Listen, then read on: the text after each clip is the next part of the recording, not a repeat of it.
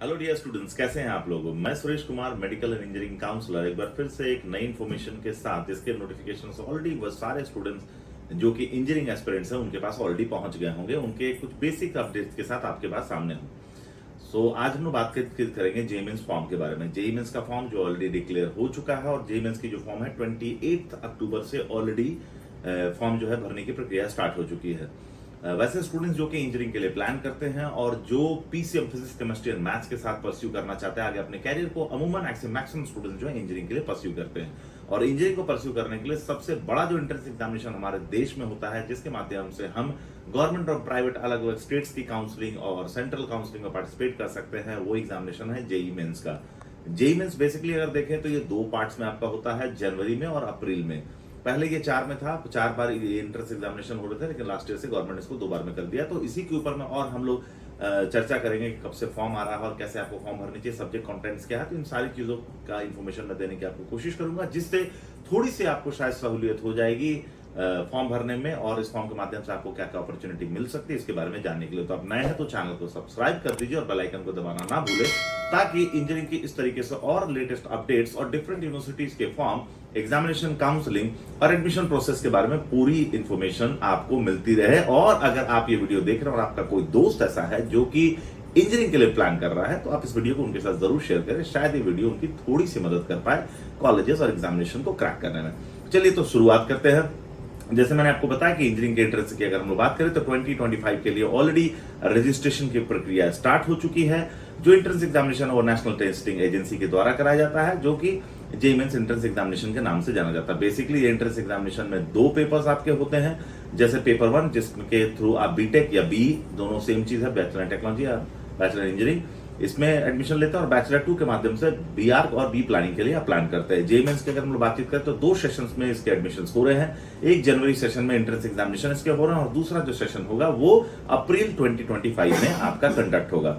जो number of colleges जो JEE mains के काउंसलिंग में पार्टिसिपेट कर रहे हैं वो अगर हम लोग ओवरऑल देखें तो लगभग 114 एकेडमिक इंस्टीट्यूशन है, जिसमें लगभग 23 आईआईटीज, 31 एनआईटीज और आपकी आईआईईएसटी शिवपुर, 26 ट्रिपल आईटीज और 38 के आसपास गवर्नमेंट कॉलेजेस हैं यहाँ पे। टोटल अगर हम लोग सीट्स की बात करें तो अप्रोक्सीमेटली कॉलेज में जो टोटल सीट है वो 42,177 के आसपास है, जो एनआईटी, ट्रिपल आईटी और जीएफटीआईज में है। ठीक है, अगर हम लोग जेईई मेंस की बात करें तो लगभग 12 अलग अलग लैंग्वेजेस जैसे इंग्लिश, हिंदी, असामीज, बंगाली, गुजराती, कन्नड़, मलयालम, अलग अलग सारे लैंग्वेजेस में इस एग्जामिनेशन को कराया जाता है। शेड्यूल की बात करें तो ऑलरेडी आपने देखा होगा, शेड्यूल ऑलरेडी जारी हो चुका है आपकी काउंसलिंग को लेकर के। तो ये शेड्यूल जो है आपका, ये अगर हम लोग देख सकते हैं 28 तारीख से ऑलरेडी ये शेड्यूल जो है ये ऑन एयर है एंट्रेंस एग्जामिनेशन के लिए। तो डेट वाइज मैं थोड़ा सा आपको बताने की कोशिश करता हूं कि आप इस एंट्रेंस एग्जामिनेशन के फॉर्म को कब से कब तक भर सकते हैं। तो जैसा मैंने आपको बताया कि एंट्रेंस एग्जामिनेशन का जो डेट है वो ऑलरेडी 28 अक्टूबर 2024 से लेकर के 22 नवंबर 2024 तक में लगभग रात के 9 बजे तक में आपके पास फॉर्म सबमिट करने का ऑप्शंस है। और जो आप पेमेंट कर सकते हैं वो भी 22 नवंबर तक कर सकते हैं, आप पेमेंट कर सकते हैं। Announcement of the city examination, मतलब किन सिटी एग्जामिनेशन होगी, कौन कौन सी सिटीज होंगी, आपके प्रेफरेंस के हिसाब से जो आप चॉइस देंगे और कौन कौन सी सिटीज में एंट्रेंस एग्जामिनेशन होगा, इसका डिक्लेरेशन जो होगा वो फर्स्ट वीक ऑफ जनवरी में होगा, जिसकी टेंटेटिव डेट अभी नहीं दी गई है, लेकिन प्रोबेबिलिटी है कि फर्स्ट वीक ऑफ जनवरी में एग्जामिनेशन से कुछ दिन पहले डिक्लेरेशन आता है। डाउनलोड जो एडमिट कार्ड का आप कर पाएंगे वो एग्जामिनेशन के 3 दिन पहले से आप कर पाएंगे। और एंट्रेंस एग्जामिनेशन जो होगी वो 22 जनवरी से लेकर के 31 जनवरी के बीच में एंट्रेंस एग्जामिनेशन होगा। और इसके अलावा जो आपकी सेंटर की डेट है, शिफ्ट कौन कौन सा होगा, कब कब एंट्रेंस एग्जामिनेशन होगा, रिजल्ट्स कब डिक्लेयर होंगे, ये फिलहाल अभी डिक्लेयर नहीं किया गया है। ठीक है, लेकिन 12 फरवरी को अभी तक एनटीए ने जो डिक्लेयर किया, 12 तारीख को जो है वो एग्जामिनेशन के रिजल्ट जो होगी आपके डिक्लेयर हो जाएगी। बाकी एडमिट कार्ड कब आएगा आपका, और इसके अलावा जो है आंसर कीज कब आएंगे, इसके लिए आप जो है एनटीए का ऑफिशियल वेबसाइट www.nta.ac.in को फॉलो कर सकते हैं। अगर हम लोग सब्जेक्ट कंटेंट की बात करें तो पेपर 1 में जो सब्जेक्ट्स है मैथ्स, फिजिक्स एंड केमिस्ट्री है। सेक्शन 1 जो है वो लगभग 20 मार्क्स ईच सब्जेक्ट्स का होता है, और सेक्शन बी जो है वो लगभग 5 मार्क्स जो है इस सब्जेक्ट के लिए होता है। टोटल मार्क्स जो होते हैं 75 मार्क्स आपके जो होता है सेक्शन ए के लिए। तो मोड ऑफ एग्जामिनेशन जो होगा कंप्यूटर बेस्ड एग्जामिनेशन होगा, और टाइमिंग जो होगी वो सुबह 9 बजे से लेकर 12 बजे तक और 3 बजे से लेकर 6 बजे तक 2 शिफ्ट में एग्जामिनेशन होती है, depending upon the availability of the centre and students. कभी कभी पे नंबर्स ऑफ शिफ्ट भी इसके बढ़ जाते हैं, ये भी आप ऑफिशियली चेक कर सकते हैं। अगर हम बीआर की बात करें तो यहाँ पे एप्टीट्यूड टेस्ट आपका होता है, जिसकी टोटल मार्क्स जो होती है वो 77 मार्क्स की जो आपकी जो होती है पेपर्स आपके होते हैं।